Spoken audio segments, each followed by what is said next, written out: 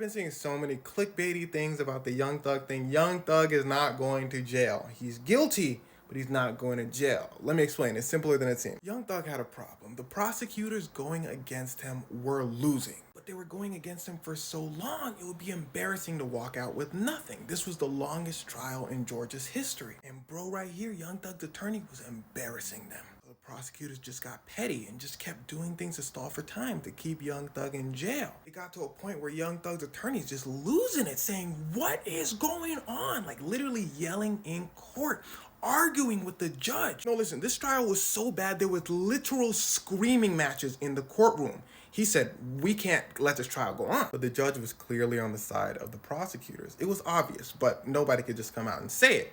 He finally gets caught. And if you want to hear more details about how he got caught and all that, I have a YouTube video about it. But anyway, he gets kicked out of the trial. A new judge comes in and she saves the day by just being a judge. Now, listen closely. Judges are supposed to be impartial, no sides taken. Usually prosecutors think the judge is on their side. You know, we're trying to follow the law and all that. So the prosecutors go, the judge goes, prosecutor goes, the judge goes, "Y'all have any evidence?" They said, "No, but on my life, we ain't gonna let him go." But boy, as soon as the prosecutor looked at her, they knew she was not playing. So they said, "Okay, we wanted life, but can you at least put him in jail for 20 years? She said, they said, "Okay, let's have a conversation." So they all have a conversation. Young Thug, his lawyer, the judge, the prosecutors. And they basically made a deal so everybody could win.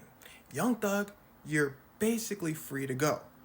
But the prosecutors, we don't look stupid. So you, Young Thug, have to say you're guilty and we were right. As well as Young Thug gets 15 years of probation, meaning if he does anything wrong, he's gonna serve that 15 years or more in jail. But basically his probation isn't a big deal. He can literally still go wherever he wants. He could travel the world because the judge said that is the nature of his job. But the judge also said that his songs can't be talking too crazy about violence and all that. Young Thug says, of course, he is done with all that. He apologizes to his mom. He apologizes to the sheriffs that had to stay overtime. And he thanks the judge from the bottom of his heart for being fair.